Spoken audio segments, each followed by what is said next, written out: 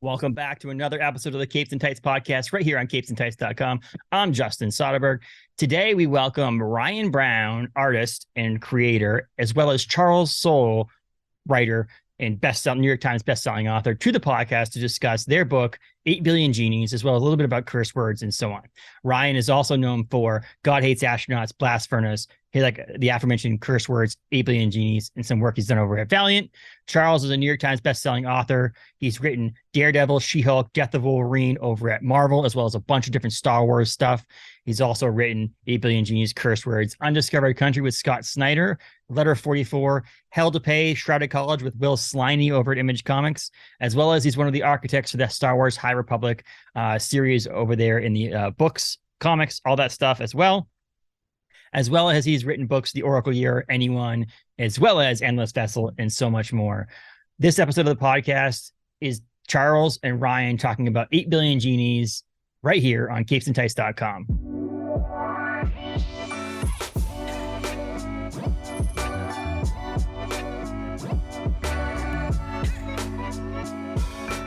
Welcome to the podcast, guys. How are you? Good. Thank you for having us. Absolutely. It's way too serious compared to how we were talking before that. That was way too serious. Thank you so much. I'm going to try and loosen up. That'll be good. So I wanted to wait until you talked on this recording, but Charles, you actually visited my LCS in Bangor, Maine. Oh yeah. Galactic Comics and Collectibles. So there's a funny story on that. So I've always wanted to talk to you about this, or always, like it's been a couple months, obviously. But I was leaving. I don't work Saturdays. I work Monday through Friday. I'm a creative director for a brewery, and I work Monday through Friday, 8 to 5. But I had to fill in on a Saturday, and so I was on my way home. I got to stop by the LCS, check in with Paul, whatever. And he texted me and said that you were you had just been there, whatever. I had missed you literally by like 10 minutes, maybe.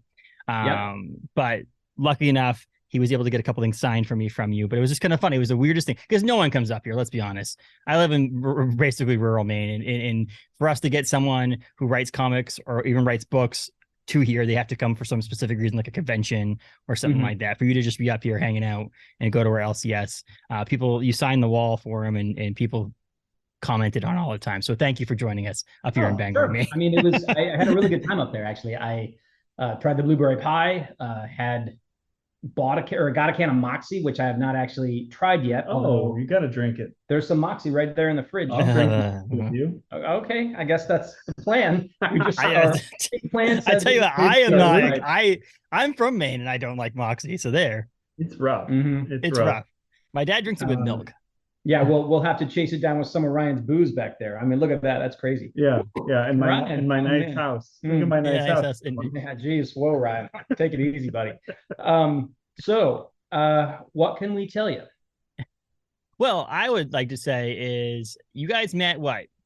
Heroes Con, this is about your anniversary of meeting, right? Because Heroes Con's right up here pretty soon. That was our origin story. Look at that. Yes. Some years ago, I don't know exactly how many. I'm going to say it was probably between 7 and 9 years ago. We met at Heroes Con in Charlotte, North Carolina.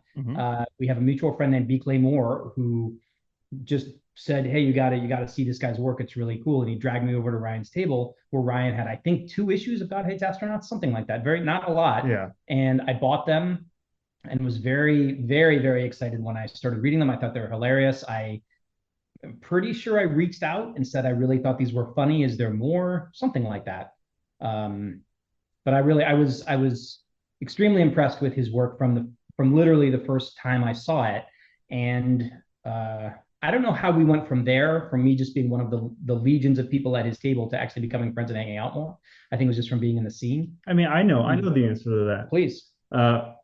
Fast forward to that October New York Comic Con. It was before neither of us had worked for Marvel, but there's a Marvel party that every year, and the upstairs is a private event for the Marvel party. And then at a certain point, it opens up and anyone can go up there. And so Charles and I were down in the lower depths in the bar that was open to the public, and there was a Detroit Tigers baseball playoff game.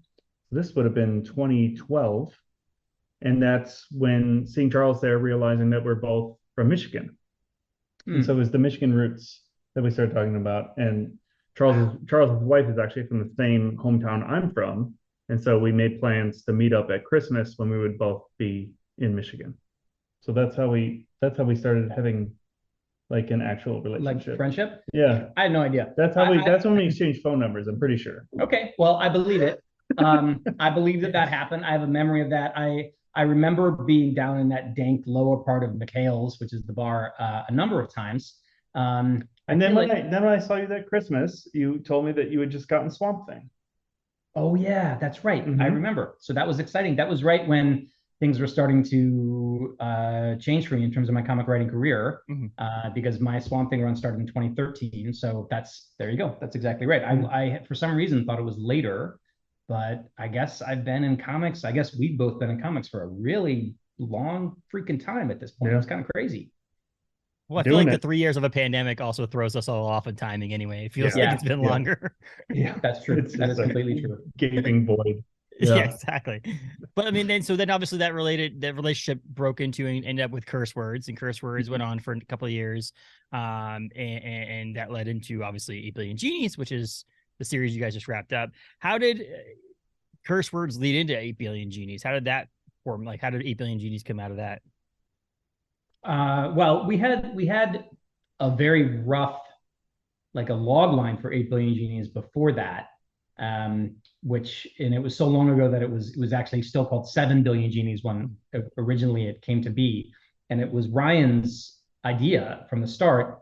You don't really do it anymore, but he used to do this thing where he would like talk about ideas that are not stories that can't be told, like, and they're just little log lines for impossible stories, and one of them was everyone on Earth gets a genie at the same moment and has wishes and everything like that. And in his view, because he was ye of little faith, he was like, this story cannot be told because at the moment it starts, somebody's going to wish for everyone to be a pile of batteries. That's my favorite. That's my favorite one. That's one of my favorite things. That never happened in the book. It never happened. It didn't. Real shame. Spoilers. No one did that. Time for 9 Billion Genies, which is the one-page comic with a lot of batteries in it. Yeah. So we're gonna hire Jeff Darrow just to come in and draw every single battery. 3 billion batteries on each panel. So that was before Curse Words. I am not certain of that, but I'm pretty sure. And I remember exactly where I made up those ideas. It was at Emerald City Comic Con. It was we weren't sitting together. No, but I came over to the table and you said it. I remember the moment when you said it, and I was like, I don't know. And I think I said later, I think it could, like, I reached out to you about it later and said, I think it could be a really cool book, a novel. Yeah. And you're like, no. No, absolutely not. No. We're holding on to this. Oh yeah, you think people want to read about piles of batteries? No, thank you. Can't be made into a story, dude. I'm serious. It can't be. Yeah. So so it's just, I don't know. Ryan had the idea, but I will take the tiniest bit of credit for feeling like there was something there. And I always thought there was something there. I didn't know what it was, but I felt like there was something about the universality of it. And then I didn't have really anything else other than it felt like there was some oomph to it. And so we did all of Curse Words, which was like, I don't know, 3 years probably. It was 4 years. 4 years, yeah. Long project, which we're still very proud of, and a lot of comic stories. Yeah, because I started working on in like March, and then took some other work and stuff, and then it came out the following January of 2017. Right. And for those who don't know our work, I don't know why you'd be listening to this if you only know 8 Billion Genies, perhaps. Curse Words ended up being a 29-issue series about it's like a weird fantasy thing, kind of about a wizard from an evil dark dimension who comes to Earth with a mission to cast this world-ending spell and destroy this planet because his boss back home, the evil demon Syzygy, hates it. But once this wizard, whose name is Wizord, because we're very clever that way, gets here, he starts like looking at Earth and he's like, a lot better than the hellhole I come from. So I'm not going to destroy it. And instead, I'm going to stay here and tell everybody that I'm a good wizard and everyone would love me because there's no magic on this planet. And when Syzygy sends all of his other minions to come kill me and kill this world, I'll just beat them all back. And so Wizord, who is a real prick, ends up becoming the de facto savior of Earth and defender of Earth. And over the course of the 29 issues, we see him journey from being a total asshole to being a total asshole who you still kind of root for. And it's really fun. It's kind of like Archer or Rick and Morty, except with wizards as opposed to spies or scientists. And we did that for years, and we ran the whole series through very careful budgeting. And but we got through all 29 issues, did a beautiful hardcover omnibus of it, which is available through Image Comics right now. There's one there in the back. So we loved it. But when that wrapped up, it was right just before kind of the pandemic kicked in, and we were thinking about what in the world are we going to do next. And I've been talking for a while, so you can take over if you want, Ryan. Yeah, we were trying to figure out what to do next. So I took some paying work for a while we were kind of recovering, because doing a monthly book for Image is like one of the greatest joys you can have as a creator, but it's really hard because you have to make the book and then do all the little minutia around the book, setting it up for press, keeping it on schedule and stuff. So marketing, PR, like there's so much accounting, there's so legal, much, there's so much that you do when you're making an Image book that's like beyond just drawing pages. And so I took a job with Valiant working on Quantum and Woody, and I just drew Quantum and Woody for 4 issues, and then tried to build up the energy to like starting from scratch on an Image series. It's basically where we are now after finishing 8 Billion Genies, of like you have to take a break from the intensity of that schedule and like the amount of brain power you put into it. And so with 8 Billion Genies, it was at least, I'm trying to remember how much we did before. Like it was almost a 2-year process making 8 Billion Genies, which was an 8-issue series, but with oversized issues. So it was basically 10 issues worth of content that it took about 2 years to come up with the idea and round it into shape, and then get all your ducks in a row to like be able to do the series.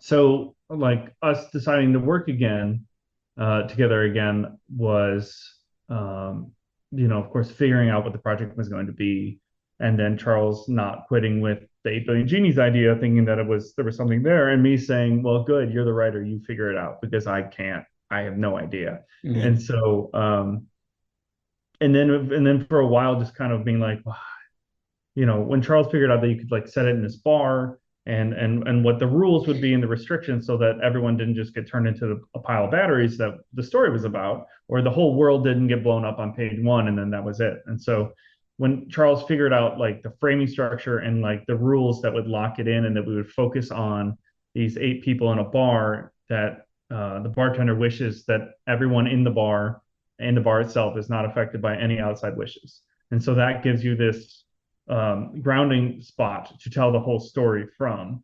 And then I was like, well, I mean, you're going to have me draw 8 issues of people sitting around in a bar having a conversation.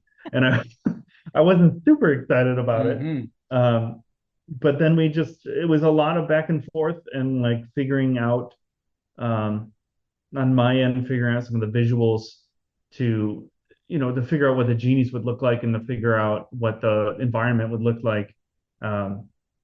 And then Charles figuring out how in the hell to make that into an actual story. So yeah, it was like a truly collaborative process from that standpoint. I want to know why all the genies didn't look like Shaquille O'Neal from Kazam. That's what I want to know. Oh yeah, I mean that's a thought. Like Sinbad. Yeah, I think you're thinking of Sinbad.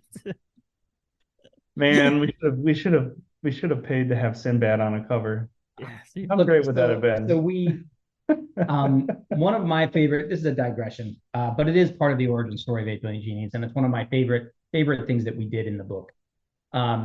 So we had an idea early on. We knew the series was going to be 8 issues long, and so we had a thought that what we would do is do photo variant covers for every issue, and each would feature a real person who had played a genie in some sort of film or TV project, or was known for being a genie in some other way.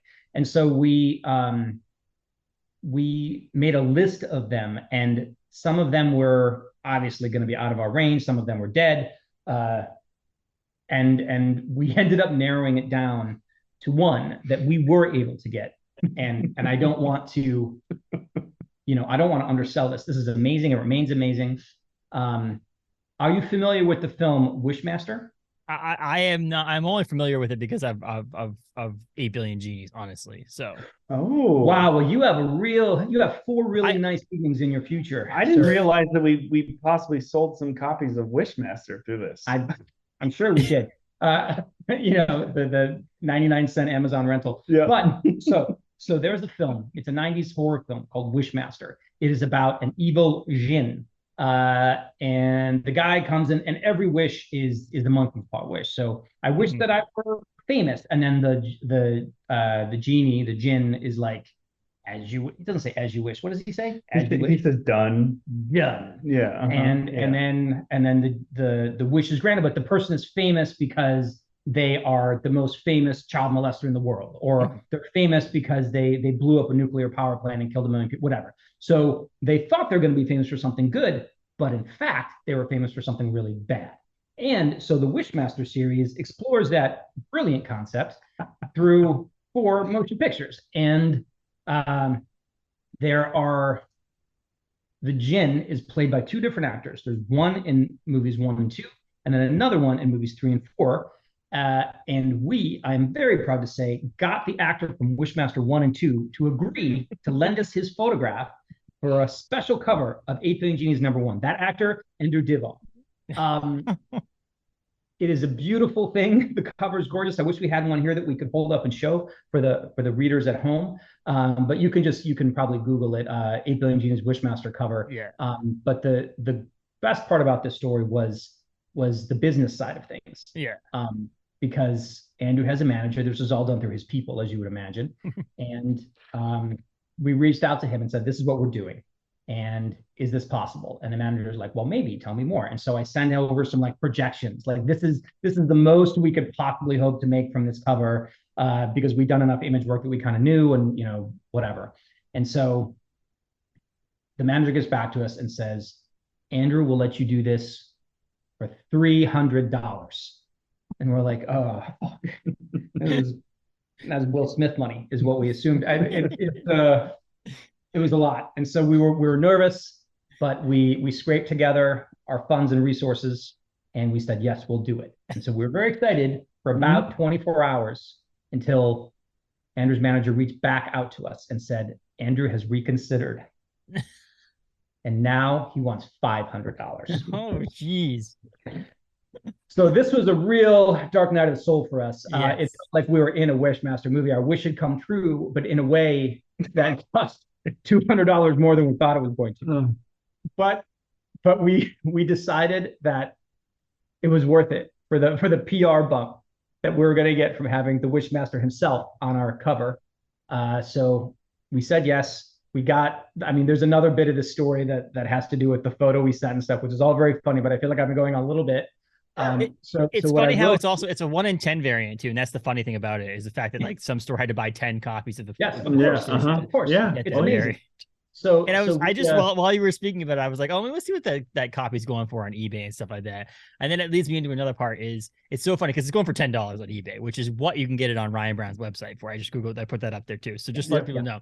And that's how actually funny how I found the copy. I had one of the copies of 8 Billion Genies I have back here. I was looking for it and so on and so forth. I eBayed a signed copy just to see if it was out there, and it was cheaper to buy it from you, Ryan, than it was to actually get it on eBay, which is the funniest thing to me. Well, and I still tell you to this day when they're like, oh, I'm looking for this issue. I'm like, literally look for the creators' websites. It's likely on there for cheaper than you can buy it on eBay. The real punchline of the Andrew Divoff story is that it was by far our least ordered cover of the entire series. Yeah, it's the least popular. People have no idea who he is. Who is this strange, very intense man? Who, because we couldn't use the Wishmaster, of course, because that is owned by New Line Pictures. We had to use his 8x10 celebrity photograph, and so it's this very intense man with a who's not in the comic. No, he's not in the comic at all. And you have to know 3 or 4 things that are all pretty obscure to realize, oh shit, Wishmaster. But it has happened. There have been people who've come up to cons and been like, man, I love Wishmaster. This is amazing. Yeah. But it's like Two people. It's like two. Well, it's funny how you say that. Like, it's not in the New Line owns that image of Wishmaster. A local convention we had here in Portland. We had David Howard Thornton, who played Terrifier or played Art the Clown in Terrifier, and he was supposed to be there with Damien Leone, who made the movie, who is the only person that's allowed to do his makeup. And they were going to do like Art the Clown photo ops and so on and so forth. But Damien had another prior commitment, so he had to back out. And so Art the Clown was there, and some people came up and goes, "You're saying take a picture with Art the Clown? I'm really taking a picture with this guy who looks like he works at Enterprise Rent-A-Car. This is not what I was expecting." And it was the funniest thing for people. Like, I have a picture with him because we did a can for the convention. It's hard to see, but like it's Art the Clown can Terrifier. And so we got a picture with him and one of the owners of the convention. But it was just kind of funny. It was just this guy standing there. If I just showed it to anybody, I'd be like, "Who the hell is that?" I'd be like, "Oh, well, you have to see him dressed up." I'll tell you something. If you guys are associated with that convention and you can get Andrew Divoff there, you can get Ryan Browne and Charles Soule there, because we have yet to meet him in person and would really, really like to. I'm writing that down. We'll walk there. We'll walk how much it means to the middle of Maine in the winter, which I don't even know if that's even physically possible. But we would like to do that, and to get a signature with all three of us on. Oh God, CGC that's so fast. There's probably so many copies available out there too. I mean, you must have boxes. Hey, not cool, man. Yeah, there are a lot. That cost us $500. That was not cheap. We definitely didn't make our money back on that one. That's okay though. It is okay, because we got this incredible story out of it that has taken up half of this interview time. Yes, and it makes us happy, which is a lot of what we do in the comments that we make together anyway. Well, the moral of the story is that you got a wish, and you got your wish came true, and that's the whole point. The book is about wishes, and absolutely. I really like that Andrew Divoff Wishmastered us on it, though. It is pretty. You don't make a deal with the Wishmaster. No, well, now if only there had been some way to have learned that ahead of time. That's a bad idea. If only there were. I mean, what's Wayne Gretzky? You miss 100% of the shots you don't take. You don't get 100% of the wishes. Oh, absolutely. Make, so that's true. Yeah. That's true. Yeah, we got him. You got him. But it's funny how you say that. And you got wishes, and we're talking about wishes on this thing too. But the fun thing is about this book, there's serious things about it. There's funny options. There's like a funniness about it. There's a comedy. There's all this other stuff. There's moral thoughts on it. Like it's a deeper book than a lot of people think, in my opinion. And that's what's cool about it. It made me think, reading it multiple times, made me think, obviously a lot of people sit there and ask, what would you wish for, and all that stuff. And I thought my biggest thing was the wishes that you don't make were almost as big and important as the wishes that you do make. And that was a big thing I took out of it. Like if you did get a wish, not making the wish could actually be more important than making a wish and destroying humanity as a whole. Yes, absolutely. Mm-hmm. I mean, we spent a lot of time kicking around. Well, I mean, Ryan's kicking around, which he was incredible at, was all the visual stuff, like how wishes would happen. And mine was sort of what you're thinking, like how people would be thinking about this in their hearts and minds. It was a real, I don't know if I think we've thought as much about wishes as any two people have. Well, for years, the 8 Billion Genies concept was like a really fun bar hypothetical. Like sitting around having drinks, like what would you wish for? What would happen? And then you can unspool it in so many different ways on what would happen to humanity if everybody had a wish. And so it just for years it existed as this like ultimate hypothetical, and like what would happen and how fun it is to like expand out what would happen, which is what really made it seem like an impossible story to tell. Because there was there was 8 billion different ways that could go. I think that the wishes, how you portrayed the genies, the biggest thing I liked about the whole thing was the timing. Like I feel like every issue was different in the sense that because you skipped forward in time so far, that like you had to tell a slightly different story each time. But there was wishes along the way that you get to do. Is there any wishes, Ryan, that you were like, we need to put this wish in there so I can draw something? Or is it just based on get some battery? Well, I mean, the battery thing never went in. I made a lot of references to things that I like through the wishes. The problem I had to figure out very early on was that most wishes aren't visual in nature. like wishing to be immortal or having $1 billion is not really visual. And so I really kind of cracked it when I realized that like teenagers and children would have wishes, and people that would make irresponsible wishes, wishes on a whim, wishes that were just enacting some bizarre fantasy. Because the bulk of adults would wish for something to improve their quality of life in some way. And so then figuring that out, when you draw big splashes of all these wishes, like why would somebody wish for a giant corn on the cob man? And it's like, well, it was a kid, like a kid thought that was a fun idea, or they did a drawing and they're like, I want my drawing to be real or something. So you can pretty much explain away any absurdity as some drunk high dude, just wishing because it was funny, kind of thing. Could be a lady. Yeah, sure.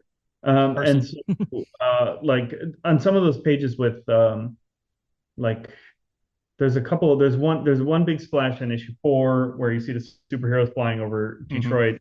Had to like come up with a bunch of different ideas, and so I would put as much into it as I could, and then I would just text Charles and I'd be like, give me some ideas for some visual wishes, and he would like write a little list of things, and then I have a couple comic friends that I would said the same thing to, like, give me some prompts, give me some like improv prompts to like figure out what the hell to put in here.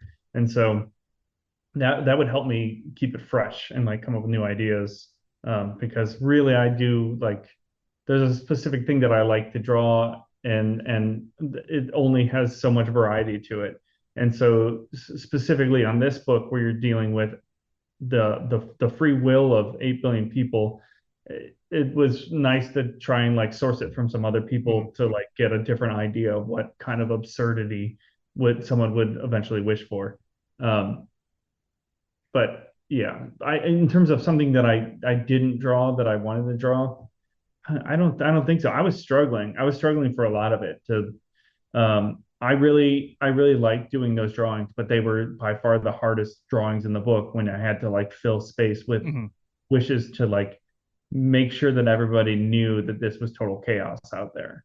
The backgrounds became easier as it went, farther and farther into the series, but those early backgrounds were crazy. The whole sequence in issue 3, where we see a character go outside and explore for a while, and so I put a lot of like weird video game stuff into it, and but that was like the first time of just like every panel I would try and figure out some new idea to like throw in there in the background.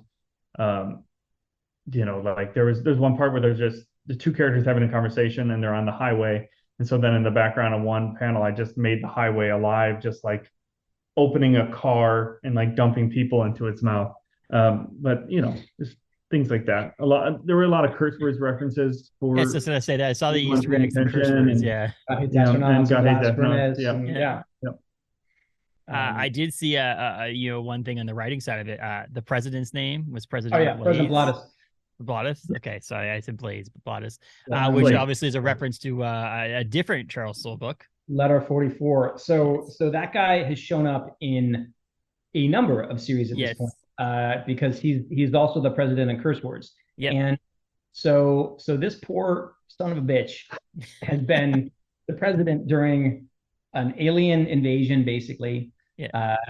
Evil wizards coming to take over the world and destroy it, and all of the genies in the world showing up. So my theory about President Blattes is that in every universe where he becomes president, it's a terrible, like some horrible, crazy, terrible thing happens. The wildest thing in the world happens to this guy. And so there's another story down the road, which is, I don't know, 1 million presidents or something.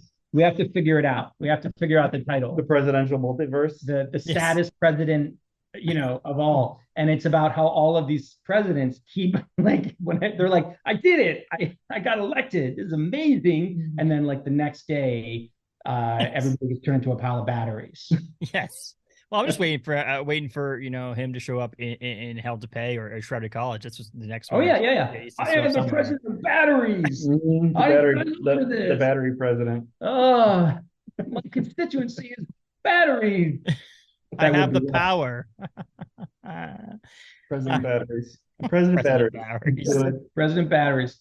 Anyway, so yeah, I think one of the things that Ryan, just to get serious for a moment, yes, one of the things that Ryan and I really like to do is reference our previous works, because we are very proud of them.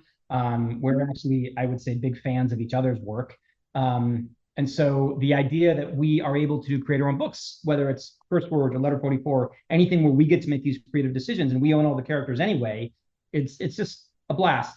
I think there is some sort of legal, we probably shouldn't be quite so free to go like, so I am not sure, but I think that Ryan now owns half of President Blatus, which is ridiculous since I made President Blatus up for Letter 44. But I think Ryan owns him now. But the good news is I definitely own half of God Hates Astronauts. You do. Surprise. You're in it. I thought you were going to say I own half of Ryan Browne. I was like, okay, that's it. No. I mean, you did sell him on the website, right? I did. I made good money from that, but you can't own people, and we are not advocating that.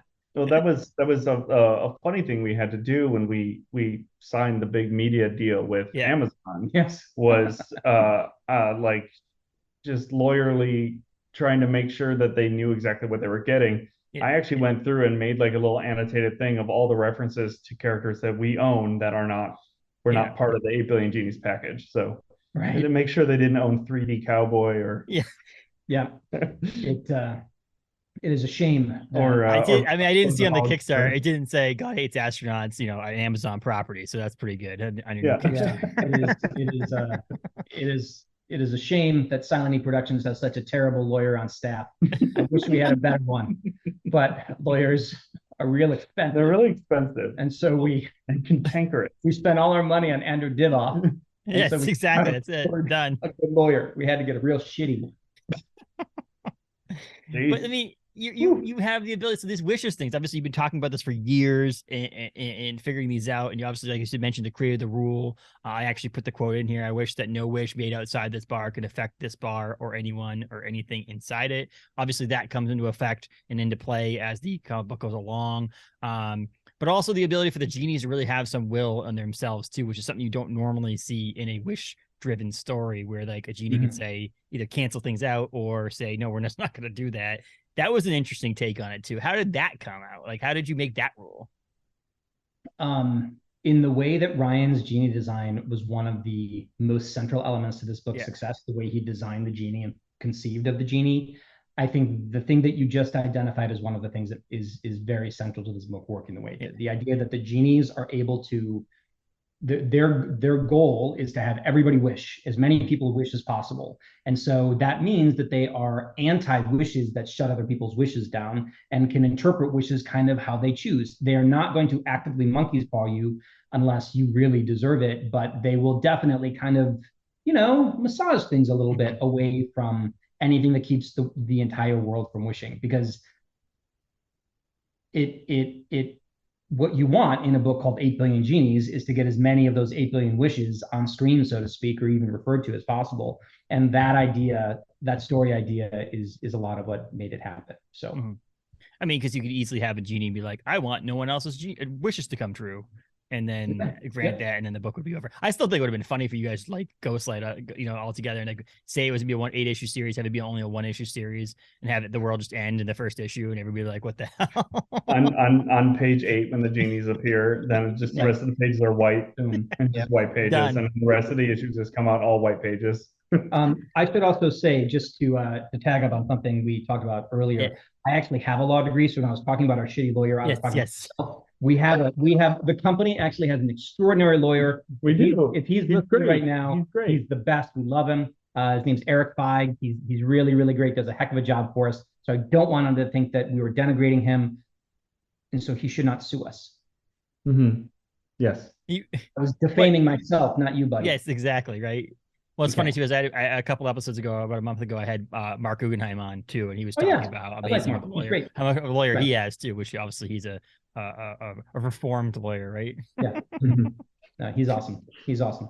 Yes. But like I said, it was the whole book is a great thing. And I would love to have talked, I want to talk more about what's going on in the book, but I really think people should read this book because it has a little bit for everything in it. So my wife is a big fan of Charles, of your books, of anyone, Oh, and so awesome. on. So she'll read anything that you were put out there, and that's why I got the Endless Vessel for her and back to Kickstarter for her. But I told her, I said, even her, who's not a huge comic book fan, I feel like would enjoy this. I tried the hardest to get her to read the Light of the Jedi, but that's not happening. But I just thought that there's that, and I love anybody who's fans of curse words is going to be a fan of this too, because the artwork, your artwork's always been amazing, Ryan. But you can see the transformation too from the first issue of Curse Words all the way to this, and how amazing the artwork is in this, and the genie style and all that stuff is unique, and the whole series is amazing. And I mentioned when you went to get the batteries there, Charles, about the idea that the timing of the comic book, I think, is amazing. Like how every issue is basically different in a sense that because you go through time so fast, I say fast, it's just because it's 8 issues and you went through 8 centuries, but that each issue is technically its own little like different way of telling a story, because things are different as time passes. And that's a unique thing, I think. Yeah. We have vast and rampant imaginations, and I think we could get a little bit bored with the same thing over and over again. And so that's why we tend to choose premises that let the ideas really go to as many places as we can think. And 8 Billion Genies is a great example. Curse Words is another great example. I cannot stress strongly enough for listeners and readers and watchers, audience, anyone here, really, that if you liked 8 Billion Genies, you will also really like Curse Words. It is a great book. It is excellent. Speaking of curse words in this, Ryan, you didn't color most of Curse Words. What made you decide to color this? Well, I did a lot of finishing on the colors in Curse Words. Okay. We had a colorist that kind of bailed out during issue 1, and so I took over and I colored all of issue 1 of Curse Words. And then we went through a couple different other colorists, but I always kind of retained like doing like the finishing touches on them. And it's just like a weird control freak that's sometimes difficult to work with. So on Curse Words, the main colors was Addison Duke, and he had never colored a comic before. He was a digital painter guy, and so I kind of taught him how to do it. And so some of the early issues, he started on issue 6, and some of those early issues we were kind of half and half coloring, but then by the end he was pretty much doing the whole thing himself. But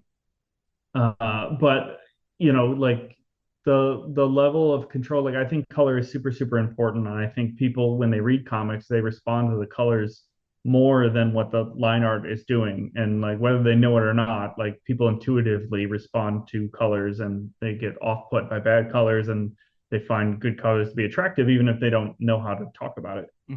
So for me, one of the keys to being able to color it was one of my childhood friends was without work. He was a professional graphic designer and illustrator. And so I was like, do you want to just be my assistant and help me do this? Because with coloring, you stare at the screen so much, and it was really hard on my eyes. So having him there to be able to do a lot of the initial setup was hugely important for me to be able to do it.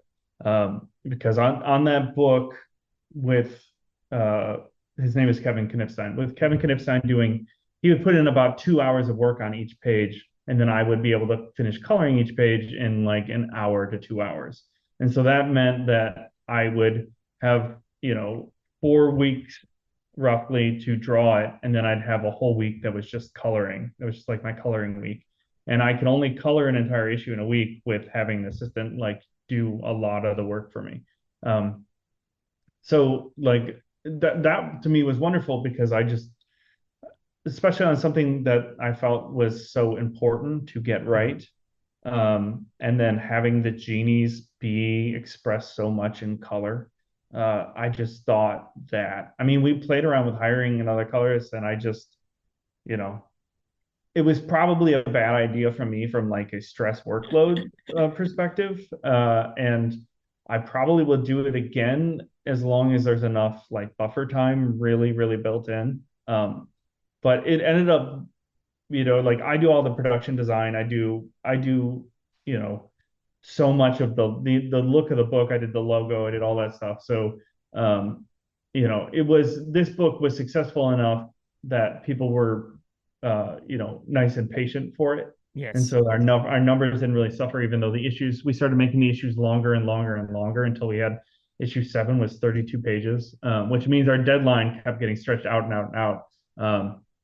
But thankfully our numbers and like audience didn't drop. And so like me being the colorist, I think made a better product. And thankfully that gamble paid off, that people were going to be patient for me to like find the time to do that all. Mm-hmm. And it does bring a whole thing together. You do your own coloring. It does help with, you obviously see it in line work, but you obviously see it in color as you're drawing it too. And so I think there's that aspect of it too that is complete to me. I mean, before I started really getting into comic books, I didn't even realize at the very beginning that there was someone who penciled, then inked, and then colored was different people a lot of times. And it wasn't until I started diving deep down a number of years ago, realizing there's someone who actually letters a book that's not the person who actually draws or writes the book, and so on and so forth, which is well, the color is so important for storytelling. And so to hand off, to figure out the line art, I'm basically doing unfinished work and then, like handing it off to someone else to like get what I'm doing. Like the way that you use color is how you focus the attention. Right. So, like pushing things back and muting things out that aren't important to the story. They're just like, filler, not filler, but like they're world building stuff like that isn't important. And so using color to,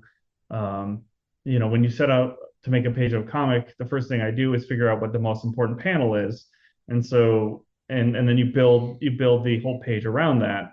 And so you do that with color as well. So the higher the contrast, the brighter the colors, you can focus the eye and make a page have like, moments that really sing and moments that are really back, so that you have some variety. And when you see bad coloring in comics, it's usually like flat. Every color, like the colors are uniform throughout the entire page. And then every page is, we pick this palette and we use this flat and we do it every single time. And then like visually to me, that is just super, super dull. Mm-hmm. You can also, color can be used for emotional content there, for sure. Like if you have exactly the same line art and you color it with sort of a cold blues palette versus a sort of a hot reds palette, the way that feels to a reader is very different. And you can just adjust the way the emotional feeling of a page lands, which through color alone, exactly the same line art, different palette, and it just feels different. There's a trick that Ryan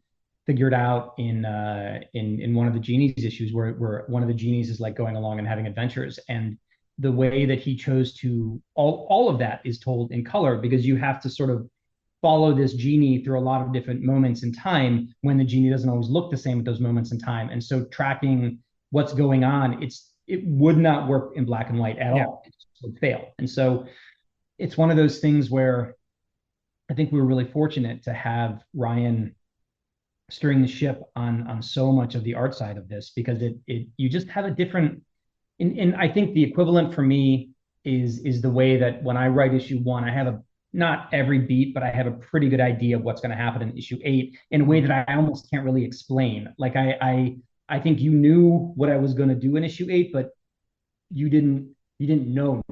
And that's something that I just can do. And we have built up enough trust in each other's creative abilities that if Ryan says he's got it, I don't worry. I know he's got it. And I think I hope, maybe not, whatever. I'll prove myself to you one of these days. Most of the time. It's just one of those, it's one of the really nice things about a creative relationship where we don't have to prove ourselves to each other anymore in terms of it. You can, even the scripts often will just like, this is what I want this to feel like, Ryan. This is why it needs to be this way. But then it doesn't have to go into every last infinite detail.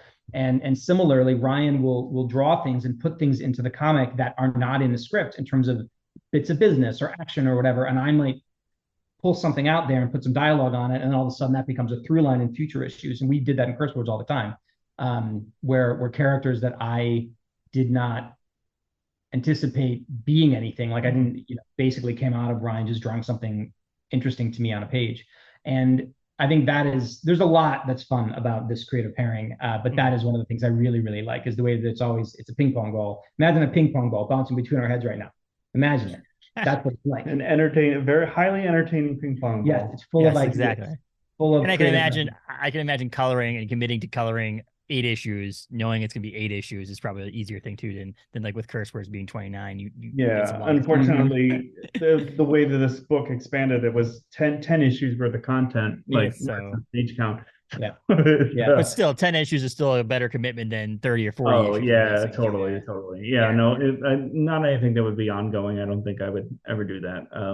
And I do really like the format of doing a shorter series, but there was a lot of benefit to doing the longer series in terms of the amount of invention, like the laying all the foundation of the visuals is like after doing curse words, I was like, I don't know how I can make a book that looks different than this, because this is what I know how to do.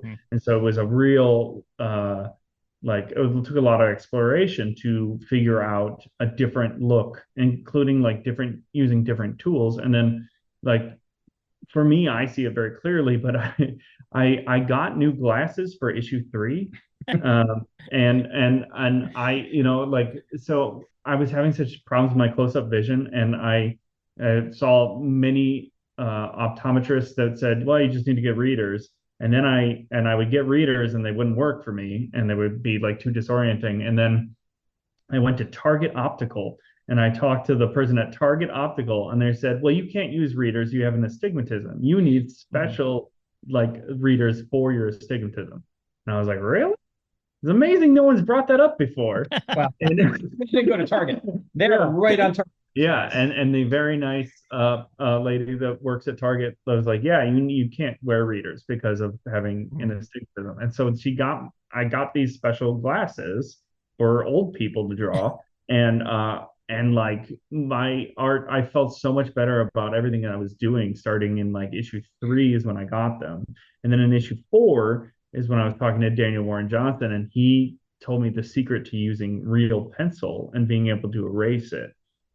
Which has been a long it's a big art pursuit for a lot of artists I know, because I used to draw everything in blue line pencil, and then after you ink it, you don't have to erase it, so the ink will stay on the page, versus if you have to erase, you usually lift a lot of ink off the paper. And so so you use blue lines so you don't have to erase, so the ink stays down. And then in Photoshop, you just pull the blue out, and then you have your stuff. But drawing with blue lead is a different texture than drawing with graphite. And so like that is always the thing, is like how do you draw in graphite, then ink over it, and then erase and have the ink still stay dark. And I talked to artists forever. Nobody knows like what ink are you using? What eraser are you using? What paper are you using? And it's like, I've tried so many of those different things. And then talking to Dan, because Dan, I asked him, because he puts down so much lead, and then I've seen his originals and they're not like washed out. The ink doesn't lift. And he said he figured it out, and it is the lead. There is a specific lead that you can get that will lift while leaving the ink behind. And so that was like a complete art game changer for me. And that I got for starting in issue 4. And so to me, when I look at it, I look at issues 1 and 2 and I'm like, eh. And then I look at issue 3 and I'm like, oh, okay, I could probably see better. And then I look at issue 4 and I'm like, all right, well, this is the way that I draw now. And so that was a weird thing. So when I was preparing files for the hardcover, I did go back and tweak some of the early genies. Looked kind of weird, and some of the early colors, I didn't really know what the look was going to be. So when the hardcover comes out in July, if you've read the single issues, you could compare them against the hardcover, and the hardcover is like the definitive edition of the look of the book. You know, something, Ryan? Yeah. After all this talk about art process and leads, and I feel like I got lead poisoning right now. Okay. Yeah, I'm so sorry. It's okay. It's graphite. It's graphite. Yeah, I feel like I got graphite poisoning. Okay. Jeez. I'm sorry. You know, I'll never talk about it again. When you're writing in a notebook, if you use a pen or a pencil or like a different color pen, different color every time. Okay, great. So great art advice. You can talk about great art advice. I love it. Well, I love, so speaking of pencil, my buddy Ben Bishop, who draws for the Last Ronin. Am I not making myself clear? He inks in pencil. Ben Bishop, who draws for The Last Ronin, inks in pencil. He just pushes, like, has a thicker pencil, harder pencil. He doesn't actually ink over any of his artwork, and that's an interesting way of doing it as well. Also, I realized that the cover of issue 3 has glasses on the genie. Is that on purpose? The cover of issue 3, yeah. I mean, but my point is that you got glasses. But yeah, that wasn't necessarily a me announcing to the world that I can see better now. But sure, yeah, okay, yeah. You take it right there. So they wrapped up. Their hardcover is coming out in July, like you mentioned. It's a deluxe hardcover edition. Is that the only way it's going to be available in trade, or is that going to be available in the future in a different version? Not that I'm saying don't buy that, because I mean, it's worth it. But is this just a decision you guys made to make it a hardcover? Well, all of your single issues are going to be destroyed. So the only way that you will be able to get it in any way is the hardcover. Even the 5th printing that I own? Even that one, even the Divos, even the Ender Divos, they're all going to be destroyed. So we want to make sure people are going to buy that hardcover. This is the only way we could guarantee to do it.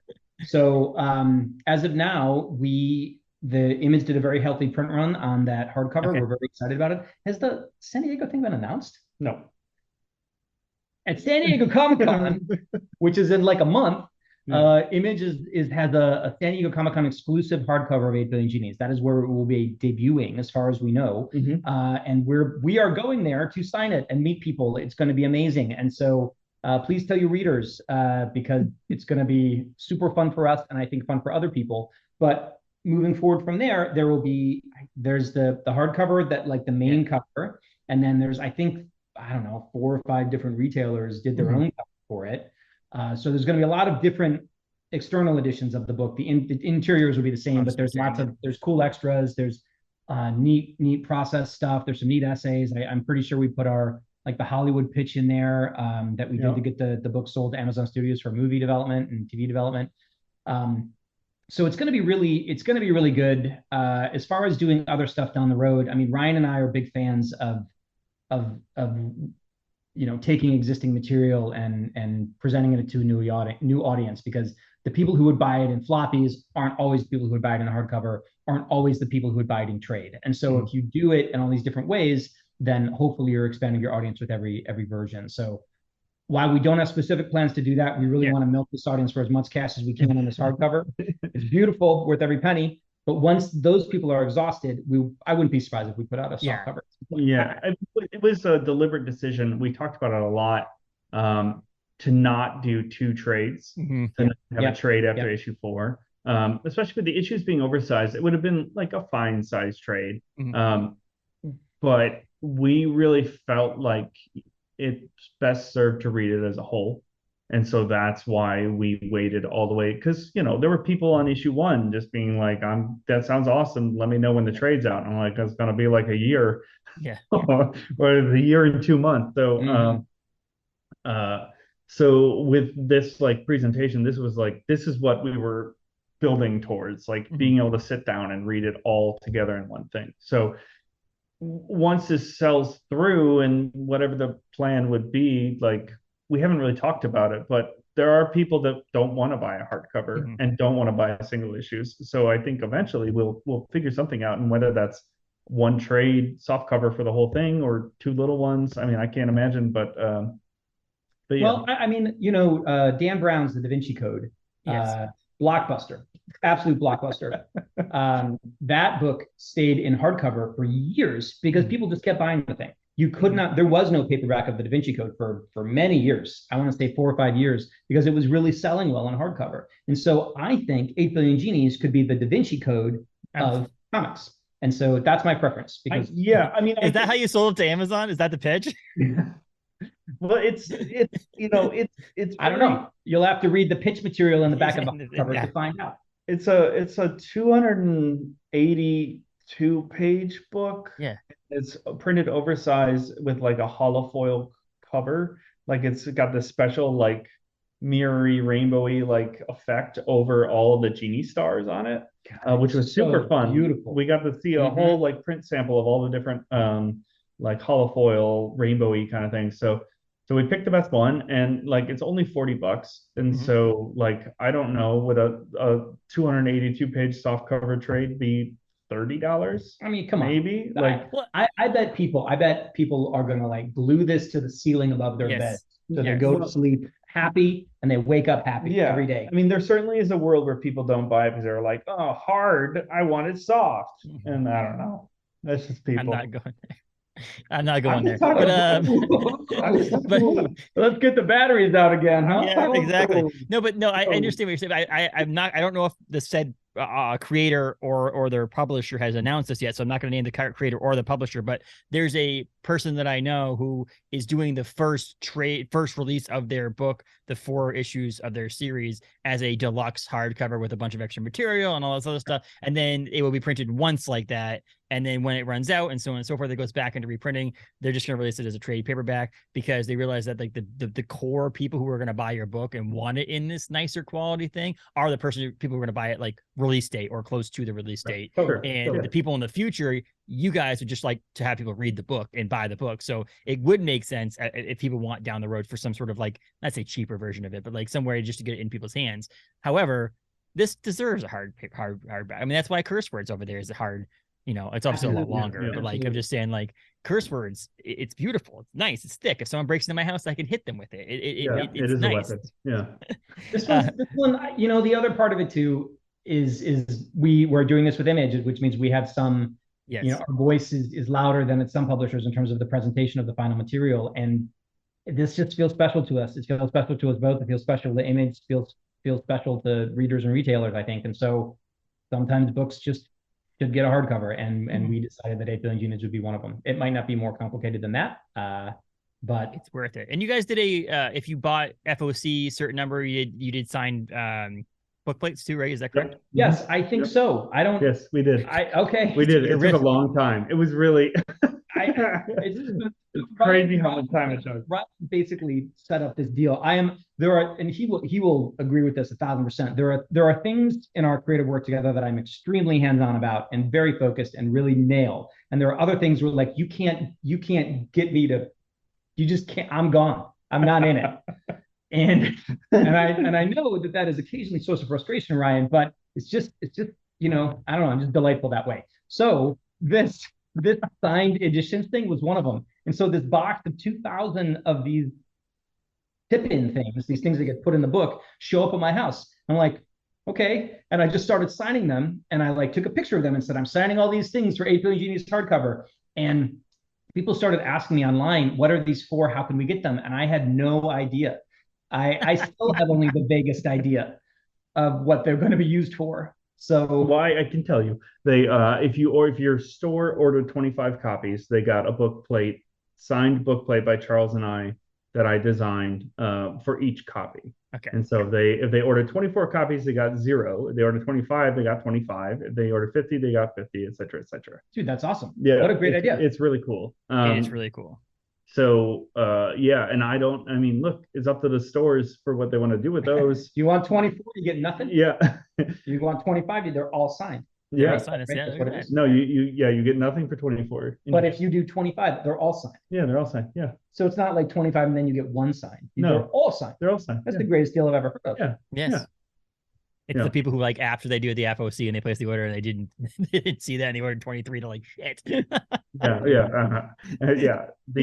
ship has sailed on this. The ship has sailed on this one because I'm not signing anymore. Well, it took. Well, I'm gonna guess out there that there's a possibility I'll be able to buy it from one of your 2 websites eventually signed. Yes. You will absolutely. We probably should put those up on that. Let's wait. But soon enough, Ryan and I both have. I feel like we're getting to the point where we should say, where can you find you guys? So we are both quite online. We both have websites. Mine is charlessoule.com, soule.com. Ryan's is still godhatesastronauts.com. Yeah, godhatesastronauts.com. godhatesastronauts.com. We both have newsletters that we put out about once a month. They don't cost any money. Go to those websites. You can easily get a little pop-up. You can put your email address in, and then you can stay up to date with all of our things that we're doing. On each of those websites, there is a very robust store that has a lot of our cool items on it, including 8 Billion Genies, curse words, and a lot of other things that we have both done in the past that are not those things, and weird stuff that you can't get other places. But if down the road you do think you're going to want either like to try curse words if you haven't tried, or you want a signed copy of 8 Billion Genies, that's the place to get it, including, I believe, the Divoff variant from both of us that we've talked about exhaustively on this program. I want to know why there isn't a Divoff variant of the hardcover. That's what I want to know. He would arm and a leg. He would literally charge us an arm and a leg. At least $600. Oh my god! But we are both on Twitter. I'm at Charles Soule. Ryan's at Ryan Browne Art. We're both on Instagram. I'm at Charles D Soule. Ryan Browne Art. I mean, that's basically that's it. Good, really, man. yeah, that was really good. Thanks. And Ryan has God Hates Astronauts. By the time this airs, though, the Kickstarter would have ended. But eventually you'll be able to buy the other stuff. Yeah, I'll have it. I'm doing a little bit of an overprint, and so I'll have it up for pre-order on my web store as well. And and then my current goal is I'm doing new issues of God Hates Astronauts, which is a book I've self-published for a long time. Then I did through Image. Then I went back to self-publishing, and now I'm just doing a new short series, and I'm doing it via Kickstarter. So this was the first issue, and then once I get that fulfilled and draw issue 2, then I'll launch a Kickstarter for issue 2, 3, 4, maybe 5, probably just 4. And at some point, Ryan and I will come up with another new thing, which is actually, if anybody's wondering why we're in the same place right now, it's because we have come to together to figure out what we're going to do to follow up 8 Billion Genies, which is we decided it was so momentous that we should do it in person, which is kind of awesome. Which is awesome. Which is one of those when Ryan, when you emailed me back saying you're flying to New York for a creative session, I honestly got giddy. So that was I was like, oh, they're back. They're in the same spot in the same world. This is crazy. Yeah. Do you have any ideas? Because I'm out. Exactly. We'll figure it out. And then Charles, you have this is the special edition one from the Kickstarter, but this is the Endless Vessel. I don't have the actual one, so I'm surprised. Don't worry about it. I got plenty. That is my newest thing. It's my latest novel, The Endless Vessel, that came out in stores on June 6th, so last week. It is an awesome book of adventure and like science fiction and cool things. It's kind of like David Mitchell's Cloud Atlas or The Midnight Library. Some people are calling it the Da Vinci Code of books. So I urge you to check it out. I'm really, really proud of it. It's a heck of a read. And that's the only thing you're doing right now, right? No, I'm doing a million other things too, but let's That's a lie. But I wanted to say really quickly is that Shrouded College Hell to Pay issue ends this December 6th of the first series, ends this month, or in July, I should say, and then June. I think either the last Wednesday of June or the first Wednesday of July. And then you have the trade coming out at some point. The trade is out. Yes. So the other big image series, I'm doing 2 other image series right now. One is Undiscovered Country, long running series, which is going to come back with issue 25 in August, about a very altered United States that has been running since 2019. I do that with Scott Snyder and Giuseppe Camuncoli. There it is, Undiscovered Country. And then the other series I'm doing is a large sort of multi-part thing called The Shrouded College, which is a horror adventure series I built with Will Sliney, who is a fabulous Irish artist and heartthrob. We're almost finished with the first story, which is called Hell to Pay, about 666 cursed coins that have to be found. And then the next story is called The Bloody Dozen, which is coming out later this year, also from Image Comics. And if you check out Hell to Pay number 6, you will see your first art from that and the reveal of the artist drawing it and some other really cool things. So that's awesome. Yeah, and Will was on the podcast for our Star Wars week talking about Star Wars. And nothing but amazing stuff to say about you, Charles. So there you go. Will is if other than Ryan Browne, he's the absolute best. I love Will. Will was awesome to come on. But yeah, it's great. It's great series. Get out there and grab it. Grab all your stuff from both you guys. Like I said, visit your websites and things like that, because can't get enough of the Ryan Browne, Charles Soule duo. Absolutely. You guys. Exactly. Yeah, good stuff. I'm looking forward to it. And then obviously we're waiting for something to come out at some point on screen. We're eagerly waiting for that. Hopefully soon. They'd be excited for that too as well, and so on. Deluxe hardcover of 8 Billion Genies hits LCS is on July 19th, and bookstores everywhere on the 25th of July. So make sure you grab that if you haven't pre-ordered. Obviously, FOC is passed, but tell your local comic book shop that you want Yeah. that thing, or your local bookstore as well, or buy it anywhere books are sold at some point there too. I really appreciate you two coming on and talking 8 billion genies, curse words, batteries, you know, all kinds of stuff. So, you know, this is Battery talk fun. was Yeah. Well, you know, extensive. visual aids. Yes, exactly. But I really appreciate it. Thank you two both so much, and enjoy your time together. Let's get creative. Let's go. Yep. All right. Yep. I gotta work on it. Gotta work on it. All right. Ideas, here they come. All right. Bye-bye. Thanks so much. That was Charles Soule and Ryan Browne talking about 8 billion genies and so much more. Be sure to visit them online and visit them on social media. Subscribe, rate, review, all that stuff over at Spotify, Apple, and all your major podcasting platforms to this Capes and Tights podcast, as well as follow us on social media, Instagram, Twitter, and Facebook. Thank you, everybody, for listening. Have a great day.